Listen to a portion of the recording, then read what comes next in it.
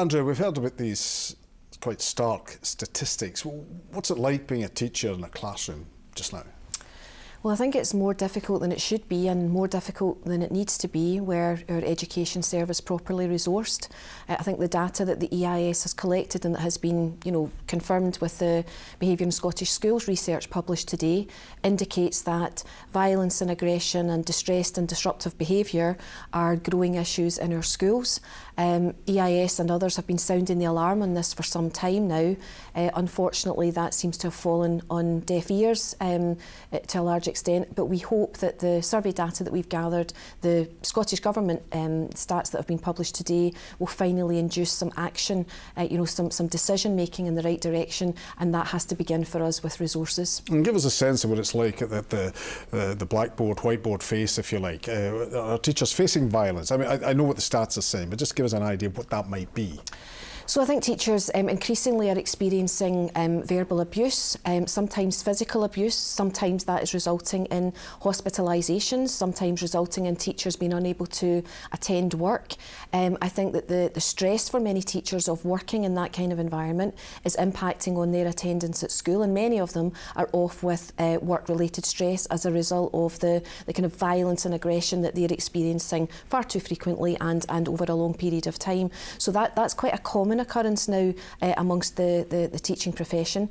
In years gone by, that would have been more of a rarity than it is now, and I'm really concerned that we're seeing that as more of a norm, and there's been a kind of normalisation of that behaviour rather than us seeing that as an exception. But we think that that's down to a multiplicity of factors. Young people over the last very short while, decade or so, have suffered really quite a lot, faced really quite a lot by way of challenge. We've had more than a decade of austerity. We've got a quarter of children in Scotland living in poverty, so that comes with all of the the challenges and traumas associated with that. We had a mental health crisis that was burgeoning pre-pandemic that has been compounded by the pandemic, and to our mind there hasn't been the investment in education recovery that really there needed to be post-pandemic.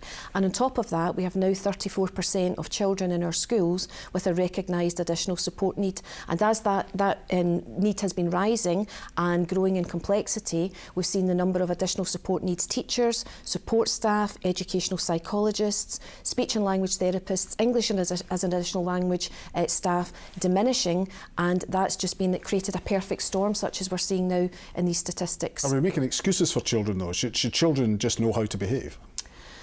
Children have to be taught how to behave. It's part of their socialisation, part of their development. So is that a fault of the home, the parents? It's not anyone's fault. I think that we also have to understand that if there are 25% of our children living in poverty, that's at least 25% of parents who are living in poverty. So lots of parents have got lots of challenges to face themselves.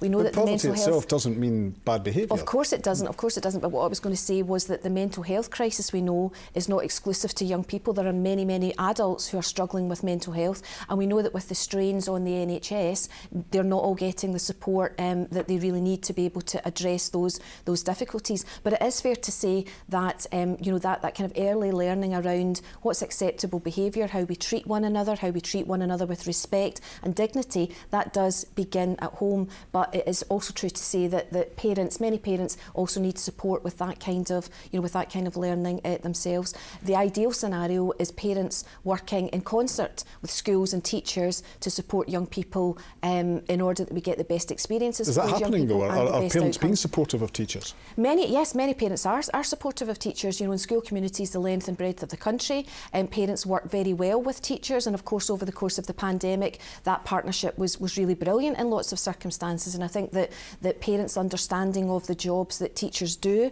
the complexity of the work that teachers do, was really appreciated by parents when, for example, there was the lockdown, experiences of lockdown, and it was kind of over to parents to support young people with their learning at home. I think that brought a new sharpness of understanding of how difficult a job it is to be a teacher, and a new respect perhaps for teachers and the important work that they do. Should the focus not be on the well-behaved children whose education has been disrupted rather than the children that are causing the disruption? Well, our education system is for all children and young people. Every child has the right to a quality education, and regardless But many of of that, them have been denied that because of misbehaviour. regardless of that child's background, they have a right to education. Children need different kinds of supports in order to be able to access that right, in order to be able to realise that right. And from our point of view, the investment in our education system is not sufficiently enabling every single child to realise their full entitlements to a quality education. Now, that of course means that some young people need more than others by way of that specialist support. They might need more one-to-one time with their teachers, but all of that should be possible. We are one of the richest countries in the world. We should be able to fund our education system properly in order that every child gets all that they can out of the education that is on offer to them.